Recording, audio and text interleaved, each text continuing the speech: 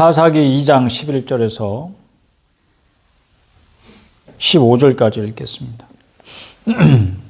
다 찾으시면 우리 같이 읽읍시다. 11절부터 시작.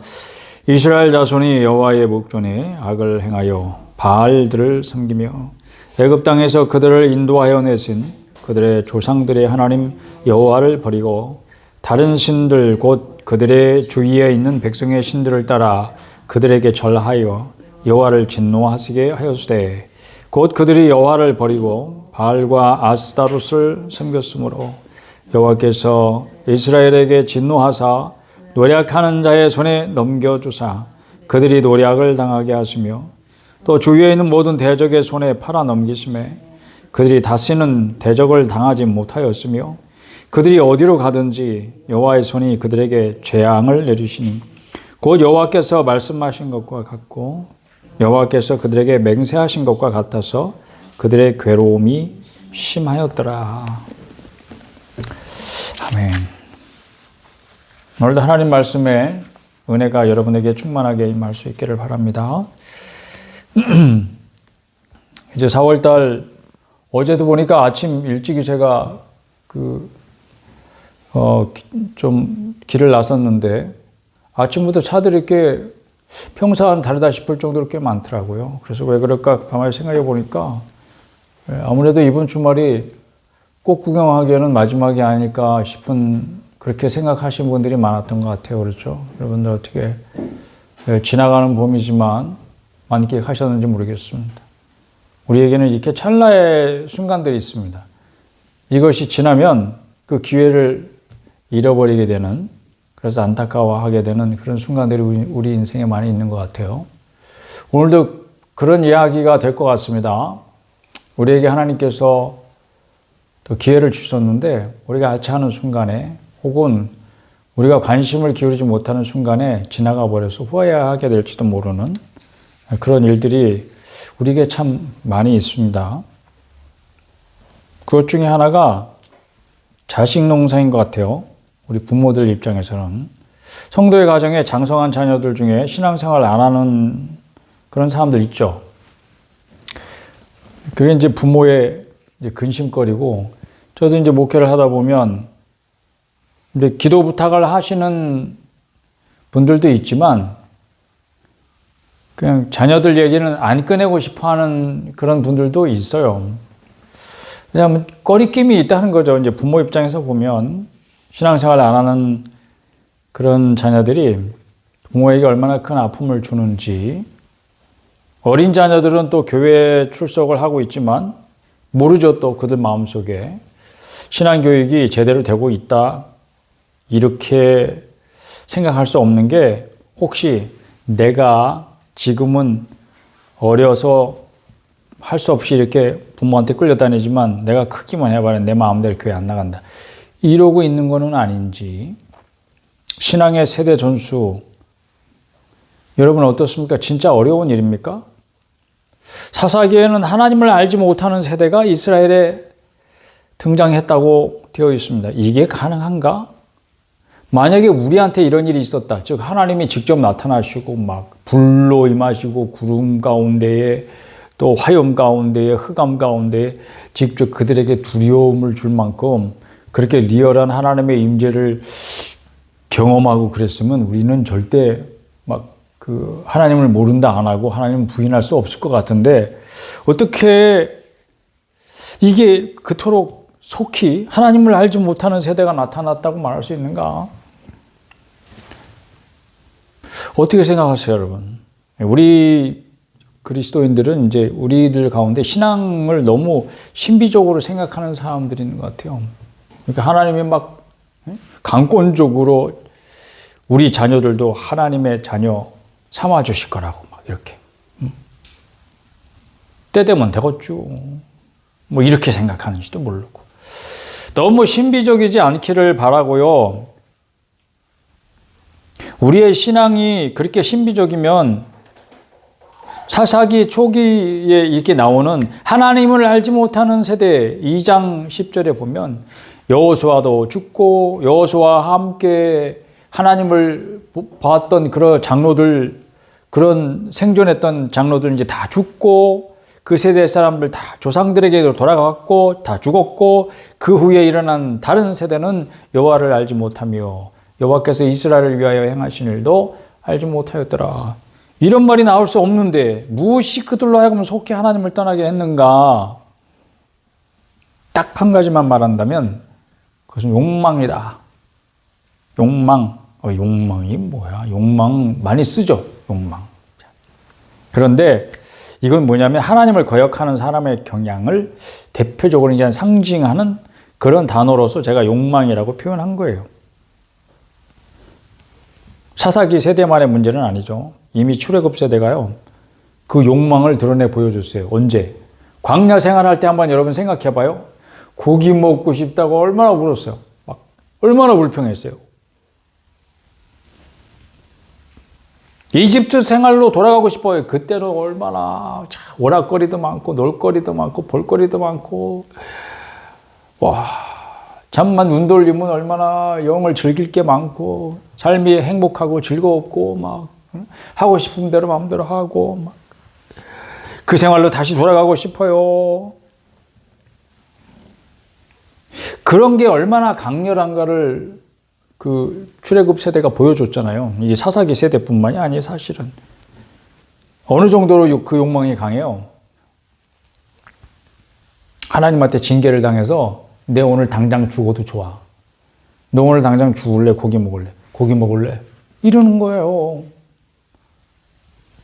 얼마나 하찮은 욕구와 하찮은 욕망을 가지고 사람들이 살아가는지 몰라요. 무엇을 사랑하는가의 문제를 말하는 거예요. 욕망이라는 거는. 그러니까 우리가 욕망을 쫓아 살면 그거를 만족시켜 주리라고 기대하는 대상을 사랑하게 되는 거예요. 그게 하나님이 아니면 바로 우상인 거죠. 하나님이 아닌 다른 신을 섬기도록 우리를 유혹하는 것이 바로 욕망이란 말이에요. 그런데 그 욕망이 얼마나 하찮은 거예요. 고기 먹고 싶어. 그거였어, 그거. 물론 그때는 고기를 먹을 수 없는 상황이었죠. 그들이 그 광야에는 무슨 사냥거리도 없었고, 그들이 데리고 있던 그 가축들은 잡아먹으려고 데리고 있는 것이 아니었으니까, 그거 다 잡아먹고 나면 그 다음에 어떻게 아무것도 없어지는데. 그러니까 그것도 아니잖아요. 그렇죠. 유목민들에게 있어서는. 하나님이 아닌 다른 신을 섬기도록 우리를 유혹하고 있는 것들이 여러분 주위에는 뭐가 있을까요? 사사기 시대는 바알과 아스타롯 그걸 섬겼어요. 이제 3장으로 넘어가면 바알들과 아세라들 이렇게 많이, 그러니까 남신, 여신 이런 것들이. 그게 뭐냐면 지금 우리가 함께 읽었잖아요. 그치? 2장 11절부터 읽었잖아요. 이스라엘 자손이 여호와의 목전에 악을 행하여 바알들을 섬기며, 그게 그냥 그 시대의 문화인 거예요. 그 당시에 유행인 거예요. 여러분들 유행 좋아하죠? 그 시대의 흐름 이런 걸 같이 이렇게 뒤처지고 싶어 하지 않죠? 따라가고 싶어 하잖아요. 근데 그 유행의 핵심이 뭐예요? 시대의 흐름이라는 것의 그 핵심이 뭐예요? 그냥 욕망이에요. 사람들이 욕망을 따라 그것을 추구하면서 살아가는 거예요. 그 결과 어떻게 됐습니까? 2장 우리가 14절에 보듯이 하나님의 진노를 샀습니다. 욕망을 추구하고 만족시키면서 살았죠. 자기들이 이렇게 하고 싶은 대로 다른 신들을 섬기는 것은 자기 욕망을 따라서 자기 하고 싶은 대로 하면서 살게 된 결과예요. 그러니까 나는 죽어도 좋아. 나는 오늘 고기 먹고 죽을래. 난 죽어도 좋아. 난 이집트로 가고 싶어. 그러다가 출애굽 세대들도 광야에서 진짜로 죽었어. 그들 말처럼 죽었다고. 그런데도 이 사사기 세대, 그 다음 세대는 욕망을 추구하고 만족시킨 대가는 굉장히 컸습니다. 그건 재앙이었습니다. 재앙.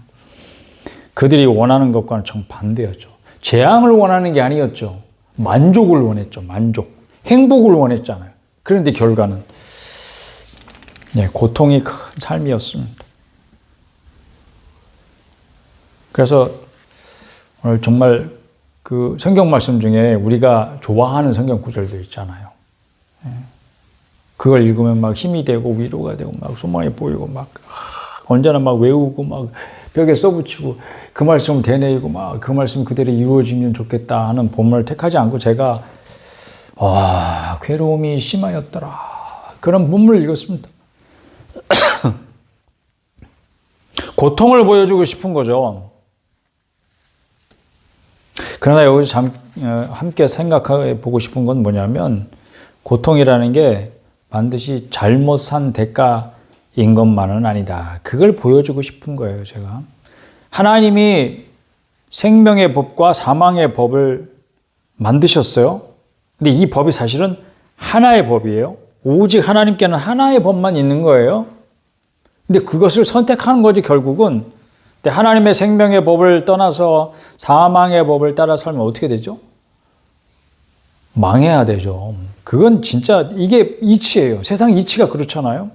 근데 합리적으로 딱 생각하면 사람들은 다 어떤 법을 따라 살아야 돼요? 당연히 생명의 법을 따라 살아야죠. 그래야 사는데 망하지 않고. 근데 어떻다 그랬습니까? 지난 시간에 살펴본 대로 사람의 성향이라는 게 죄된 성향이 그렇게 합리적이지는 않아요. 지금 사사기의 역사도 딱 그걸 보여주잖아요. 그리로 가면 망한다는 걸 뻔히 몰라서 그리 간 게 아니에요, 여러분. 왜냐하면 역사가 보여주고 시대의 흐름이 보여주고 그리고 가르침 생명의 법을 따라가 살할 때 사람이 살고 사망의 법을 따라 살면 죽는다. 그렇지만 사람들은 어떻게 해? 사망의 법을 따라 간다고요. 사람들의 삶에 왜 그리 많은 고통이 있는지 알 수 있는 대목이죠. 세상에 왜 이래요? 왜 이렇게 막 뉴스라고 하는 뜻이 그런 거예요? 막 안 좋은 거, 막 부정적인 거, 힘든 거, 막 사람들을 해롭게 하고 그런 것들만 이야기하는 게 뉴스예요. 그래서 언젠가 제가 뉴스를 보는 이유 중에 하나는 거기서 기도 제목을 찾기 위해서 보는 거예요. 사실은 무엇을 기도해야 할지, 그 가운데서 하나님의 일하심이 무엇인지, 내가 어떻게 하나님의 뜻을 따라서 하나님께 구하고 그 뜻을 이루는 일에 동참할 수 있을지 그것을 보기 위해서 그냥 뉴스를 보는 건데 너무 막 보다 보면 마음이 아파가지고 도저히 볼 수가 없어요. 이게 좋은 일은 왜 그냥 가물에 콩나듯이 한 번씩 이렇게 미담을 이야기하는 거 그게 다고 나머지 뉴스들은 어때요? 다 가슴이 철렁 내려앉는 그런 일들만 얘기한다고요. 근데 사실은 그게 현실이죠. 사람들의 삶에 행복은 잠깐이고 고통은 길다고. 근데 왜 그래요? 왜 그리 많은 고통이 사람들의 삶 가운데 있어요? 우리는 그것을 알고 있어요. 사람들이 사망의 법을 따라 살고 있어요. 자업자득이죠. 욕망을 따라 산 삶의 대가, 고통이 오는 거예요. 그러니까 하나님이 아닌 다른 신을 섬긴 대가예요. 그러니까 그 신이 무엇이든지 간에 그 신은 사람들이 행복을 주세요, 행복을 주세요. 그리고 찾아갔더니 행복을 주는 게 아니라 고통을 주네요. 그러나 그 상황에서 하나님은 뭐 하고 계시는 거예요? 예전에 그 유명한 영화의 대사 가운데 하나, 너가 아버지 뭐 하시노? 이런 대사가 있어요, 여러분. 뭐냐면 하나님은 사람들이 이렇게 고통을 받고 괴로워하는데 하나님 왜 가만히 계시나? 하나님 아버지는 뭐 하고 계시나? 이런 질문인 거죠. 그러나 우리의 믿음을 다시 한번 여기서 생각해 봅시다. 우리는 무엇을 믿습니까? 하나님의 일하심을 믿습니다. 하나님의 우주를 다스리시는 손길은 단 한순간도 쉼이 있다? 없다? 없다. 이게 우리의 믿음이에요. 하나님께서 잠깐 휴가 가시면, 잠깐이라도 눈을 붙이시면, 잠깐이라도 멈추시면 우주가 큰일 나죠. 큰일 난다고. 이게 제대로 작동을 해야 되는데 별과 별들이 부딪히면 어때요? 해와 달이 부딪히면 어떻게 되는 거예요? 큰일 나잖아요. 그러니까 하나님은 쉬지 않고 이 우주를 다스리고 계신다. 거역하는 백성 또한 하나님의 다스리는 손길 안에 있다. 거역하는 자식들 하나님의 손길 안에 있음을 믿으시기를 바랍니다. 여러분들이 안타까워서 여러분들이 신앙생활을 하지 않는 성도의 가정의 자녀들, 장성한 자녀들이든지 아니면 그 품 안에 있는 어린 자식들이든지 이들이 여러분 마음대로 안 돼서 고통스러워한다고 하더라도 여러분 그들을 향한 하나님의 손길은 지금도 쉬지 않고 계심을 믿으시기를 바랍니다. 하나님의 다스림 안에 있다. 그렇다면 그들이 잘못해서 당하는 고통 또한 하나님이 허락하시지 않으시면 없다. 주어질 수 없다. 이 생각이 굉장히 중요한 것 같아요. 그러니까 고통의 문제는 내가 하나님 뜻대로 안 살아서 그래. 이렇게만 단순히 생각하면 안 돼요. 일차적으로는 그럴 수 있어요. 왜냐하면 내가 생명의 법을 따라 살지 않았기 때문에 이런 대가를 내가 얻게 되는구나. 그걸 깨닫는 건 너무 소중한 거예요. 굉장히 중요한 거예요. 그러나 또 한편으로는 하나님께서 허락하시지 않으면 이 고통 나한테 주어질 수 없다. 그렇게 생각하면 고통이 필요한 거다, 안 필요한 거다. 만약에 불필요한 거라면 하나님이 주신다, 안 주신다? 안 주신다. 나에게 필요한 거기 때문에 하나님이 주신다. 이게 여러분의 믿음이죠. 그래요, 안 그래요? 우린 잘 이해할 수 없지만 고통이 필요한 사람이 있을까요? 있습니다. 그러니까 하나님이 주시는 거예요.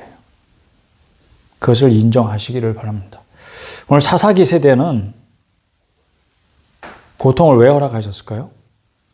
그게 하나님께 부르짖는 수단이었어요. 우리 2장 18절 한번 읽어보실까요? 다 같이 시작. 여호와께서 그들을 위하여 사사들을 세우실 때에는 그 사사와 함께 하셨고 그 사사가 사는 날 동안에는 여호와께서 그들을 대적의 손에서 구원하셨으니 이는 그들이 대적에게 압박과 괴롭게 함을 받아 슬피 부르짖음으로 여호와께서 뜻을 돌이키셨음이거늘. 고통스러울 때에 비로소 그들이 뭘 했어요? 부르짖었어요. 슬피 부르짖었다. 슬퍼한 건 뭘 슬퍼했을까? 자기의 죄악을 슬퍼한 거지. 이 상태를 슬퍼한 거죠. 내가 이렇게 살지 않을 수 있었는데 내가 하나님을 떠나 살고 이런 고통스러운 상황에 처해지게 되었구나 하는 그런 상황을 바라보면서 슬퍼하는 것이고, 그러나 나는 여기서 건지실 분은 하나님이시구나 하니까 하나님께 부르짖는 것이고 슬피 부르짖는다 이 말이죠. 그러니까 고통이 그들로 하여금 어떻게 했어요? 하나님을 기억하게 했고 하나님을 찾게 했고 하나님께 부르짖게 하는 그런 수단으로 하나님께서 허락하신 줄로 믿는 것입니다. 출애굽 시대에도 한번 생각해 보세요, 여러분. 아브라함에게 약속하신 대로 너희 후손들이 400년 동안 남의 나라 가서 종살이 할 거야. 그렇지만 이제 400년이 흘렀어. 이제 때가 됐어. 하나님께서 타이밍을 보시니까 이제 얘들을 끄집어낼 타이밍이 되었구나 할 때도 사용하신 수단이 뭐였어요? 고통이었어요. 그 이스라엘 사람들이 이집트에서 잘 살고 있으면 떠나고 싶겠어요? 안 떠나고 싶겠어요? 여기가 좋사오니 하지. 왜? 나일강 혼자나 마르는 법이 없어. 그리고 고센 땅 그들이 대대로 살았다. 그랬으면 거기는 완전히 목초지야. 막. 나일강 삼각조 지역이니까 얼마나 기름진 토양이겠어요? 농사도 잘 돼. 풀도 잘 자라서 자기들이 기르는 가축도 살이 통통 올라. 거기서 집 짓고 막 대대로 결혼하고 막 자식도 놓고 막 자손 대대로 잘 살아. 내가 왜 나가 거기를. 지금 여러분 이스라엘 유다 망해가지고 바벨론으로 페르시아로 포로 생활하는 게 너무 고통스러웠다. 고레스가 자 이제 너희들 고향으로 가라 그러면 와 할렐루야 그리고 막 짐 싸갖고 당장 떠났을 것 같아요, 여러분. 그게 아니에요, 여러분. 식민지 생활하고 그런 우리 일제에 막 엄청나게 일본한테 막 엄청나게 막 압박을 받고 박해를 당하고 고향을 떠나게 되고 막 그러다 해방되니까 와 할렐루야 막 이런 거 생각하시면 안 돼. 그 땅에서 잘 살았다고. 그 사람들은 집을 짓고 장가가고 시집가고 결혼하고 애들 낳고 거기서 직업도 가지고 그러니까 고향이 어디야? 거기가 고향인 거예요. 근데 어느 날 갑자기 야 너희들 짐 싸가지고 너희 고향으로 가서 성전 짓고 살아. 왜 가? 내가 여기가 고향인데. 그러니까 이스라엘에서 떠나온 사람들은 이제 다 죽는 거예요. 이제 우리나라 지금 일제시대 경험한 어르신들 아직까지 살아계신 우리 아버지 어머니 살아계시지만 조금 있으면 그럼 다 돌아가시고 나면 그런 기억도 없는 거야. 그것처럼 여러분 현실적으로 한번 생각해봐요. 고통이 아니면 떠나겠습니까? 그러니까 고통을 하나님께서 허락하셨다고 우리가 믿어야 되는 거예요. 왜?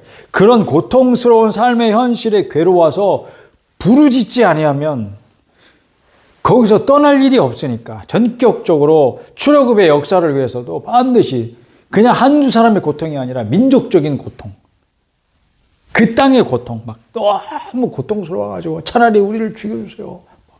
날마다 고통 속에 부르짖을 때에 하나님의 구원의 역사가 일어나는 게 그게 출애굽이란 말이에요. 여러분들에게 지금 어떤 고통이 있습니까?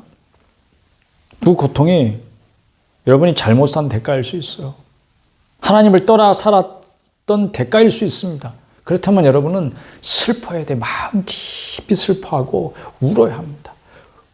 그 고통 때문에 여러분들의 상황을 돌아보고 내가 잘못 살아서 이렇게 된 거다. 울어야 합니다. 그러나 그 다음에는 부르짖어야 되는 거죠. 삶의 현실이 괴롭지 않다면, 고통이 없다면 부르짖지 않을 거고 돌이킬 기회를 얻지 못할 거고 그리고 그대로 멸망당할 것입니다. 그러나 거역하는 자녀들을 향해서도 하나님의 다스리심은 계속됩니다. 포기하지 않으십니다. 그 사실을 여러분 믿으시기를 바랍니다. 구약을 읽으면서 한 문장으로 요약해 본 적이 있습니다. 어떻게 여러분들은 요약해 보신 적이 있습니까? 하나님의 백성은 거역했으나 하나님은 약속을 지키셨다. 저는 이 한 문장으로 요약을 한 적이 있습니다. 하나님의 백성은 거역했으나 하나님은 약속을 지키셨다. 하나님의 백성이 깨트린 약속은 뭐였습니까? 다른 신을 섬기지 마라. 이거요. 오직 하나님 한 분만 섬겨라. 다른 신을 섬기지 마라. 하나님이 지키신 약속은 뭐예요? 땅과 자손. 그리고 그 땅에서 그 자손들이 번성하게 하리란 약속. 이게 생명의 약속이죠. 다른 신을 섬기면은 너희들 멸망한다. 이게 사망의 법이에요. 우리 시대는 가히 사사기와 같이 하나님을 알지 못하는 세대가 주류인 사회가 되었습니다. 여러분들이 신앙생활 하기가 힘들어진다면, 지금 힘들다면 그건 틀림없이 박해의 시대. 그렇게 생각해요.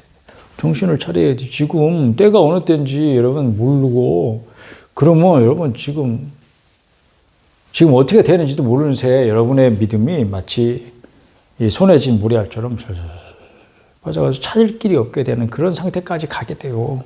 절망적인 상태까지 여러분이 이르러야 그때가 돼서 여러분, 그때서 비로소 뭔가 고통을 느끼기 시작하면서 이게 아닌데 이게 뭐지? 그때가 되면 굉장히 아픔이 커진다고요. 우리 시대가 그렇단 말이죠. 그런데요, 그럼에도 불구하고 하나님은 지금까지 약속을 지키셨어요. 그래서 하나님의 일그러진 형상을 가진 인류를 번성케 하셨습니다.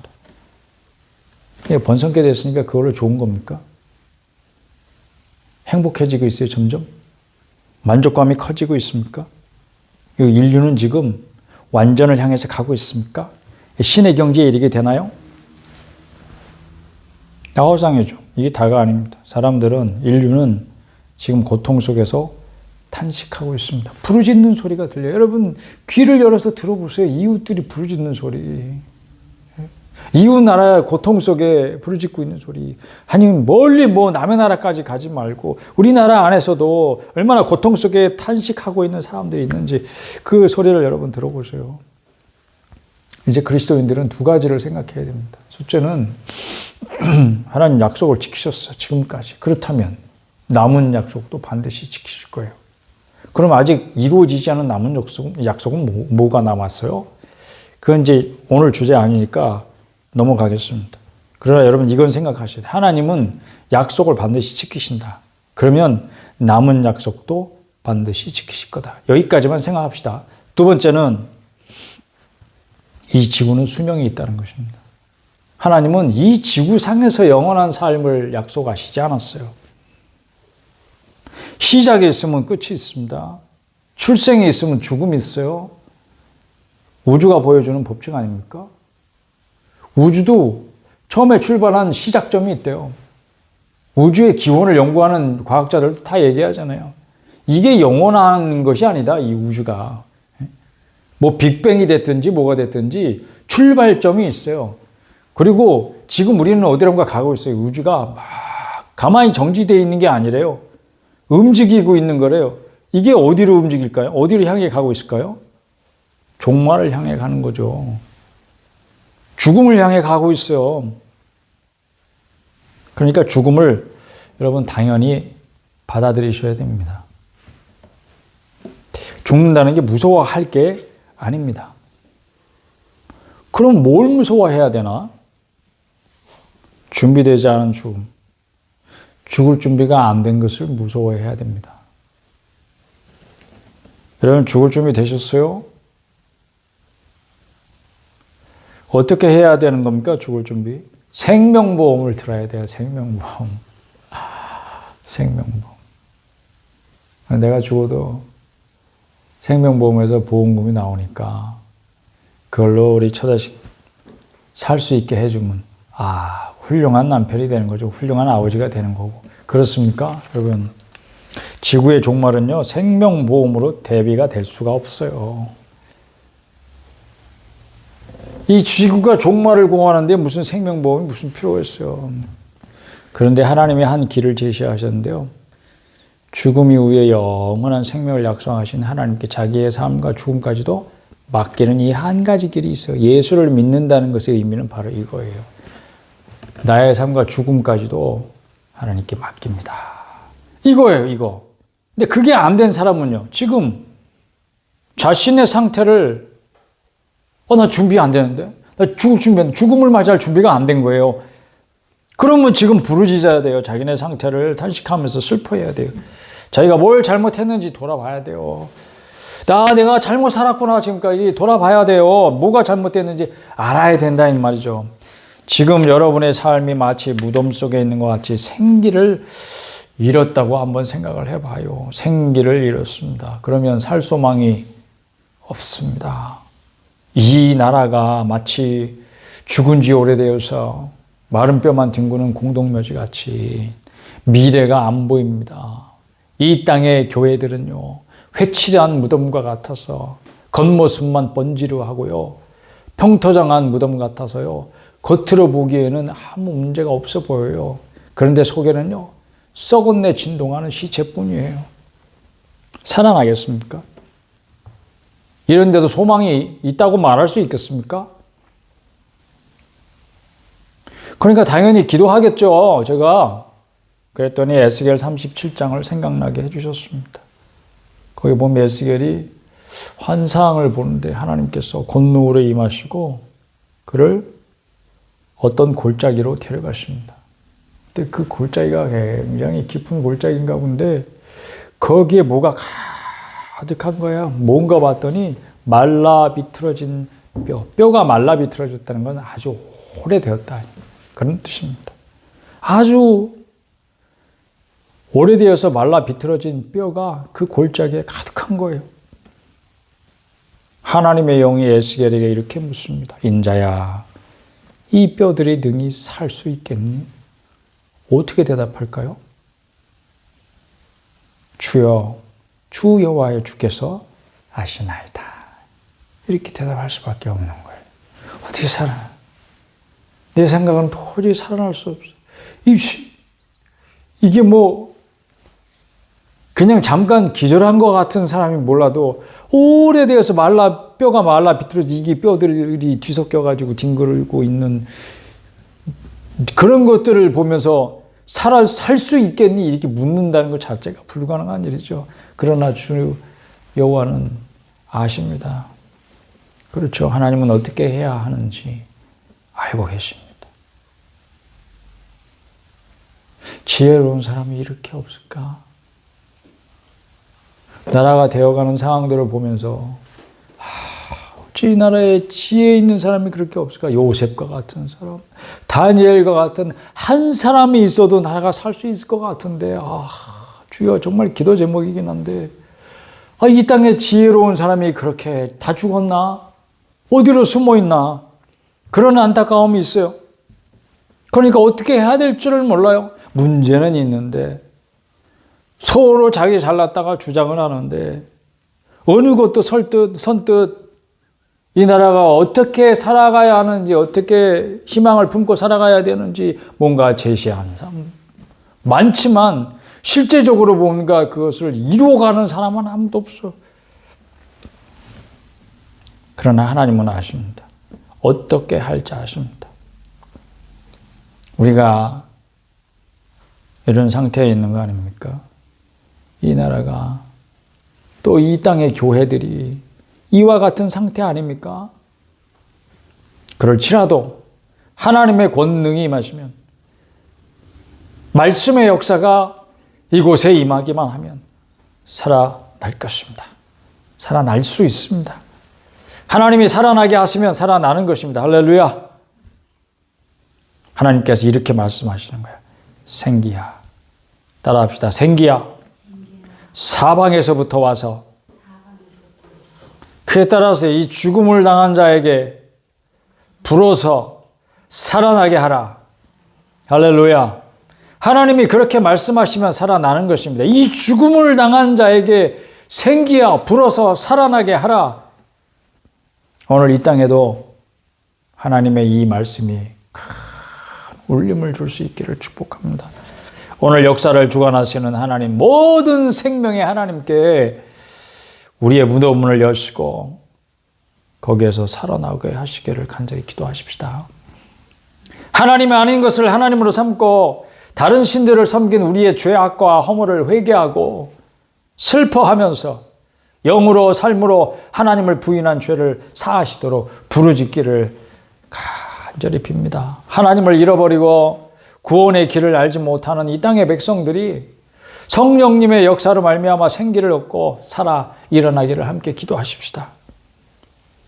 살아 일어나서 하나님을 하나님으로 알고 오직 하나님만 섬기는 거룩한 백성이 되기를 눈물 뿌려서 기도하는 성도가 바로 여러분이 될 수 있기를 주님의 이름으로 축복합니다.